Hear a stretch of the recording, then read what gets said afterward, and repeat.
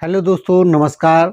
भर्तियों के इस अकाल में आज मैं आप लोगों के सामने एक और नई भर्ती को लेके आया हूं। आज जिस भर्ती के बारे में हम आप लोगों के साथ रूबरू होने जा रहे हैं, ये भर्ती निकली है एसएससी के द्वारा। एसएससी फेज 13 2025 के लिए जो भर्तियों की संख्या है 2423 वैकेंसी निकली है।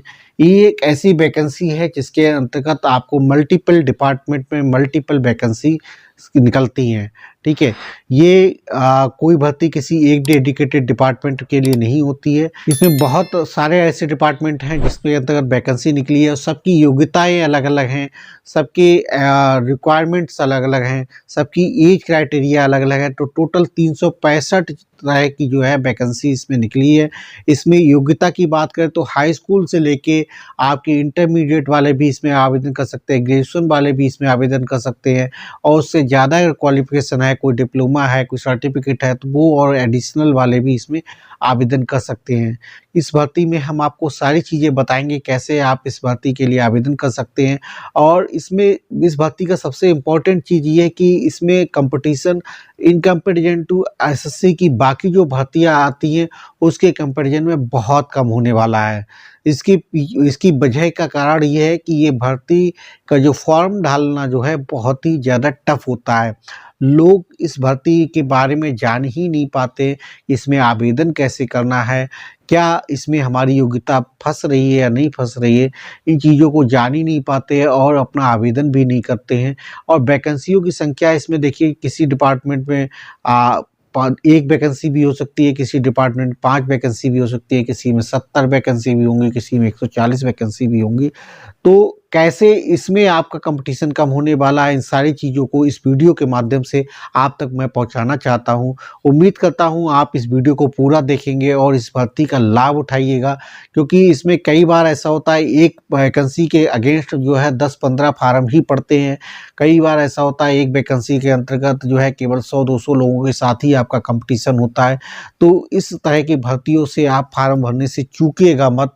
ठीक है, तो शुरू करते हैं। ये भर्ती निकली है, एप्लीकेशन स्टार्ट होने की डेट सबसे पहले बात करते हैं तो 2 जून 2025 को इसके आवेदन शुरू हो चुके हैं। लास्ट डेट की बात करते हैं तो 23 जून 2025 रहने वाली है। ठीक है, एग्ज़ाम डेट की बात कर लेते हैं तो एग्ज़ाम डेट 24 जुलाई से लेके 4 अगस्त 2025 के बीच में आपके पड़ने वाले हैं। यानी आप देखिए 24 से 4 अगस्त के बीच में करीब करीब 2 संडे ही निकल जाते हैं। ठीक है, तो कुल मिला के 7-8 दिन आपका एग्ज़ाम चलने वाला है। तो आप समझ लीजिए कितने कम लोगों के साथ आपका कंपटीशन होने वाला है। इसी चीज़ से आपको पता लग सकता है, क्योंकि एसएससी का नॉर्मली एग्ज़ाम आपका महीने से 15 दिन के बीच में चलने वाला होता है। इसमें आपका मात्र देखिए 7-8 दिन के अंतर्गत आपका पूरा एग्ज़ाम कंडक्ट करा लिया जाएगा। और इसमें 2 संडे भी पड़ेंगे बीच में और हो सकता है एक आध हॉलीडे भी हो आपका। तो ठीक है, तो इसी से आप आइडिया लगा लीजिए कि काफ़ी कम कंपटीशन इसमें होने वाला है। एज की बात करते हैं तो मिनिमम 18 साल है और मैक्सिमम इसमें 30 साल तक के लोग इसमें आवेदन कर सकते हैं। जो रिजर्वेशन कैटेगरी के लोग हैं उनके लिए इसमें मैक्सिमम एज में छूट मिलने वाली है। अगर कोई कैंडिडेट ओबीसी कैटेगरी का है तो उसे मैक्सिमम एज में 3 साल की छूट मिलेगी। अगर कोई कैंडिडेट एससी एसटी का है तो उसे मैक्सिमम एज में जो है 5 साल की छूट मिलेगी। वहीं विकलांग कोई कैंडिडेट है तो उसको मैक्सिमम एज में 10 साल की छूट मिलने वाली है। एक्स सर्विसमैन अगर कोई कैंडिडेट है तो उसकी जो सर्विस पीरियड है उस एज को घटाने के बाद की जो एज बचेगी उसमें मैक्सिमम एज का 3 साल का छूट मिलने वाला है। एज की गणना जो है वो 1/8/2025 को की जाएगी। इसी डेट पे आपकी क्वालिफिकेशन की भी कंप्लीट होनी चाहिए, यानी 1/8/2025 तक आपकी क्वालिफिकेशन कंप्लीट होनी चाहिए। जो क्वालिफिकेशन इसमें मांगी गई है या जिस भर्ती के लिए या जिस पद के लिए आप आवेदन करना चाहते हैं उसमें जो क्वालिफिकेशन मांगी गई है वो 1/8/2025 तक कंप्लीट होनी चाहिए। जैसे कुछ भर्तियों के हम अगर बात करते हैं हाई स्कूल लेवल की, तो हाई स्कूल लेवल की इसमें देखिए एमटीएस सीपीडब्ल्यूडी विभाग, जैसा कि आप जानते हैं ये एक सबसे मतलब जो है पावरफुल डिपार्टमेंट है जिसमें काफ़ी जो है चांसेस रहते हैं आपको अपनी ग्रोथ पाने के लिए। तो इसके लिए देखिए एज की बात करें तो 18 से 25 साल तक के लोग इसमें आवेदन कर सकते हैं। वैकेंसियों की बात करते हैं तो 73 वैकेंसी इसमें होने वाली है। ठीक, इसके बाद बात करते हैं लेबोरेटरी अटेंडेंट के लिए। लेबोरेटरी अटेंडेंट के लिए आपके 18 से 27 साल की उम्र मांगी है। वैकेंसियों की संख्या 46 है।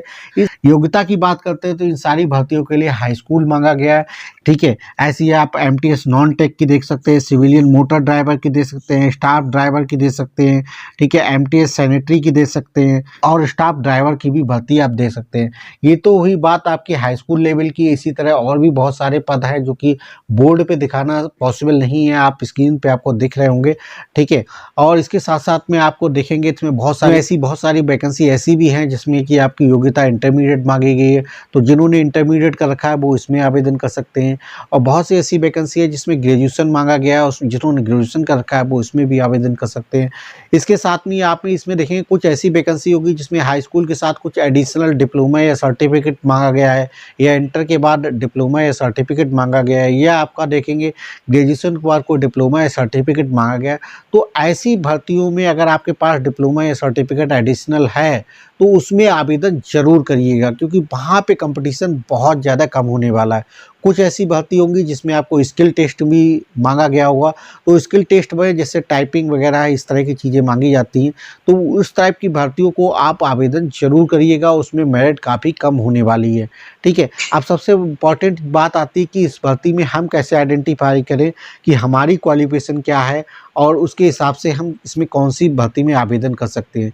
देखिए, इसमें 365 डिपार्टमेंट में वैकेंसी निकली हुई है, तो आप चाहें तो हर फार्म के लिए हर पोस्ट के लिए आवेदन कर सकते हैं। मतलब आप हाई स्कूल वाली पोस्ट के लिए भी आवेदन कर सकते हैं, आप इंटर वाली पोस्ट के लिए भी आवेदन कर सकते हैं, अगर आपने ग्रेजुएशन कर रखा तो ग्रेजुएशन वाली भी पोस्ट के लिए आवेदन कर सकते हैं, ठीक है। तीनों में करना चाहते हैं तो तीनों में आवेदन कर सकते हैं, या तीनों में से किसी एक में आवेदन करना चाहते हैं तो तीनों में से किसी एक में भी आवेदन कर सकते हैं। ये सारा कुछ डिपेंड करेगा कि आपकी योग्यता क्या है और आपकी योग्यता के हिसाब से आपके पास एडिशनल क्वालिफिकेशन क्या है, किसमें आप आवेदन करना चाहते हैं। सारे में आवेदन करना चाहते हैं तो सारे में कर सकते हैं, लेकिन सबके लिए आपको इंडिविजुअली अलग-अलग फार्म डालना पड़ेगा। अगर आप हाई स्कूल की किसी भर्ती में आवेदन करना चाहते हैं तो उसके लिए अलग फार्म डालना पड़ेगा। अगर आप इंटरमीडिएट की किसी भर्ती में आवेदन करना चाहते हैं तो उसके लिए अलग फार्म डालना पड़ेगा, और ग्रेजुएशन की किसी भर्ती के लिए आवेदन करना चाहते हैं तो उसके लिए अलग फार्म डालना पड़ेगा, ठीक है।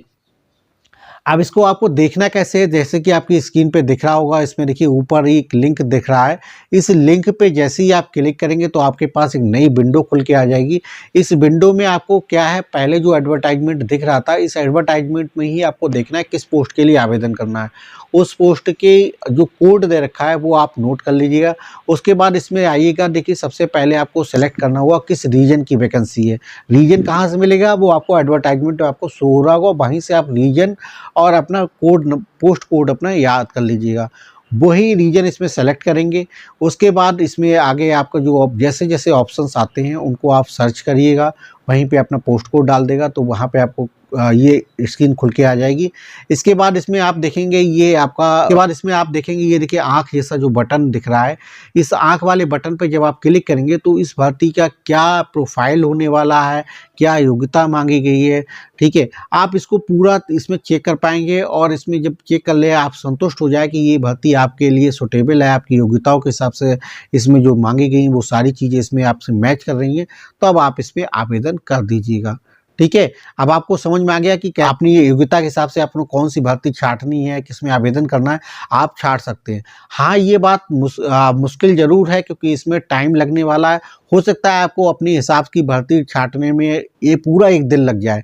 मैं कहता हूँ 1 दिन लग जाए तो उसको लगा लीजिएगा, क्योंकि 1 दिन ख़त्म करने से अगर आपको एक ऐसी भर्ती में एक ऐसी पोस्ट के लिए आवेदन करने को मिल जाता है जिसमें आपका सिलेक्शन चांस ज़्यादा हो जाएँगे, आपका कंपटीशन कम होने वाला है, तो आप इसमें 1 दिन गँवाने से कोई डरिएगा मत, ठीक है। आप देखिएगा इसमें कई बार ऐसा हुआ है कि एक भर्ती के पोस्ट के लिए 10, 20, 50 आवेदन ही आते हैं और पता लगा उसमें लोगों को आसानी से नौकरी मिल जाती है, ठीक है। तो आप इसमें मैं तो यही सजेस्ट करूँगा, इस भर्ती का ज़रूर इसमें थोड़ी-सी मेहनत करिएगा, इस एडवर्टाइजमेंट को पढ़ने में, समझने में, ठीक है, ताकि अपने सूटेबल पोस्ट इसमें आइडेंटिफ़ाई कर पाएँ और उसके लिए आवेदन कर पाएँ, ठीक है। जहाँ तक हम बात करते हैं क्वालिफ़िकेशन, जैसे क्वालिफ़िकेशन में बताया है कि इसमें 10th वाली भर्ती भी है, 10th योग्यता वाली भी है, 12th योग्यता वाले लोगों के लिए भी भर्ती है, ग्रेजुएशन एंड एबव वाले लोगों के लिए भी इसमें भर्ती है, ठीक है। तो आप अपनी एडवर्टाइजमेंट में सारी पोस्ट देख लीजिएगा। फीस की बात करते हैं तो जनरल, ओबीसी और ईडब्ल्यूएस कैटेगरी के लिए मात्र ₹100 रहने वाली है। वहीं एससी, एसटी और हैंडीकैप्ड और साथ में फीमेल किसी भी कैटेगरी की है तो उसके लिए कोई फीस नहीं देनी है, 0 फीस है। बस यहीं पे आप समझ लिए खेल होगा, ठीक है। तो जब इन लोगों की कोई फीस नहीं है तो ये सारे पदों के लिए ही आवेदन करने वाले हैं। ज़्यादातर जो लोग होशियार होंगे, जो लोग चाहते हैं कि अपना सिलेक्शन श्योर करें, क्योंकि इनको फीस तो कोई देनी नहीं पड़ेगा। सारी भर्तियों में भी आप आवेदन करते हैं तो मुश्किल से 8-10 हज़ार रुपये का खर्च होगा, ठीक है। अब मैं नहीं कहता हूँ कि आप इतना ज़्यादा आप पैसा खर्च करिए, लेकिन सेलेक्टेड आपकी 3-4 भर्ती इसमें से छाँट लीजिएगा जिसमें कि आप एलिजिबल हो और आपका लगता हो कि हाँ ये भर्ती में ज्वाइन कर लूँगा, ठीक है। पेपर के पैटर्न की बात करते हैं, देखिए 10th, 12th और ग्रेजुएशन तीनों के लिए जो पेपर पैटर्न वो एक सा ही होगा। बट अगर जैसे कि आपने 10th लेवल वाली किसी भर्ती में आवेदन किया है तो उसमें जो क्वेश्चंस होंगे वो 10th लेवल के ही क्वेश्चंस पूछे जाएंगे। अगर किसी भर्ती में आपने 12th लेवल वाली भर्ती में आवेदन किया है तो उसमें जो क्वेश्चंस का जो पैटर्न होगा वो क्वेश्चंस आएंगे वो 12th स्टैंडर्ड लेवल के ही आपसे पूछे जाने वाले हैं।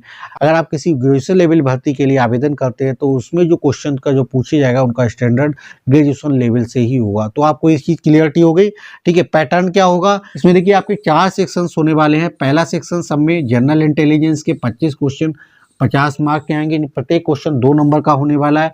इसके बाद अगला सेक्शन जो है जनरल अवेयरनेस के, जिसके 25 क्वेश्चन आएंगे, 50 मार्क्स तो होने वाला है। इसके बाद अगला क्वेश्चन क्वांटिटेटिव एबिलिटी का है, जिसमें बेसिक अर्थमेटिक के आपके क्वेश्चन आने वाले हैं, जिसमें 25 क्वेश्चन 50 नंबर के आने वाले हैं। इसके बाद इंग्लिश लैंग्वेज के 25 क्वेश्चन 50 मार्क के होने वाले हैं। तो टोटल जो है आपके 100 क्वेश्चंस आएंगे और 200 मार्क्स का होने वाला है, ठीक है। अगर आप 10th वाला जब आप आवेदन करेंगे तो 10th लेवल के ही ये आपके जनरल इंटेलिजेंस, जीए, क्वांटिटेटिव एप्टीट्यूड और इंग्लिश लैंग्वेज के क्वेश्चंस पूछे जाएंगे। भैया ग्रेजुएशन लेवल की किसी भर्ती में आवेदन करते हैं तो उस समय आपको जनरल इंटेलिजेंस ग्रेजुएशन लेवल की पूछी जाएगी, जनरल अवेयरनेस ग्रेजुएशन लेवल के स्टैंडर्ड का पूछा जाएगा। आपका जो अर्थमेटिक के बेसिक क्वेश्चन है वो भी आपके ग्रेजुएशन लेवल के पूछे जाएंगे। इसके बाद इंग्लिश लैंग्वेज का भी जो है आपका ग्रेजुएशन स्टैंडर्ड के ध्यान रखते हुए क्वेश्चन आपको मिलने वाले हैं। तो टोटल जो पेपर है वो आपका 3 टाइप का पेपर होने वाला है, ठीक है। नेगेटिव मार्किंग की बात करते हैं, अगर आप कोई क्वेश्चन गलत कर देते हैं तो 1/4 की इसमें नेगेटिव मार्किंग रहने वाली है। इसके अलावा जो आप केवल एक सिंगल इसमें एक रिटन एग्जाम होगा। रिटन एग्जाम के बाद अगर किसी में कोई स्पेशल स्किल्स मांगी गई है, टाइपिंग मांगी गई है, अगर कोई ड्राइवर की वैकेंसी है तो उसमें ड्राइविंग की मांगी गई हो तो उसका एक टेस्ट होगा। वो टेस्ट जिस डिपार्टमेंट में आपका जो है वैकेंसी निकली है वो उस डिपार्टमेंट द्वारा कंडक्ट कराया जाएगा। एसएससी क्या करेगा, आपको कंबाइंड एक सारे डिपार्टमेंट का एग्जाम कंडक्ट करा देगा। उसके बाद जैसे ही आप रिटन क्वालिफाइड हो गए वो आपके संबंधित डिपार्टमेंट है, जिस डिपार्टमेंट में की वैकेंसी के लिए आपने आवेदन किया है उस डिपार्टमेंट में इंटीमेट कर देगा कि ये साहब जो हैं आएंगे और इनका जो है स्किल टेस्ट के लिए आपको करना है। तो वहाँ पे आपको स्किल टेस्ट देना होगा। उसके लिए एक अलग से डेट, टाइम, वेन्यू आपको दे दिया जाएगा। उसके हिसाब से आपको स्किल टेस्ट में पार्टिसिपेट करना है। आपका स्किल टेस्ट क्वालिफाइड हो गया, उसके बाद आपको डॉक्यूमेंट वेरिफिकेशन होगा और आपकी ज्वाइनिंग मिल जाने वाली है, ठीक है। तो ये था हमारा एसएससी फेज 3 की जो वैकेंसी 2025 में टोटल वैकेंसी 2423 आई थी। इसके बारे में हमने हर चीज़ इंपॉर्टेंट चीज़ों को आपके साथ डिस्कस करने की कोशिश की। फिर भी अगर आपके मन में कोई डाउट रह गया तो आप कमेंट करके पूछ लीजिएगा, कमेंट बॉक्स में आपको आंसर मिल जाएगा। लास्ट में दोस्तों आप लोगों से एक आग्रह है, अगर आपने अब तक मेरे चैनल को सब्सक्राइब नहीं किया है तो चैनल को सब्सक्राइब कर लीजिएगा, बेल आइकन दबा लीजिएगा, जिससे भविष्य में जो भी नोटिफिकेशन हमारे चैनल पे अपलोड होते हैं उनकी सूचना आप तक मिल सके और आप समय रहते आवेदन कर सकें।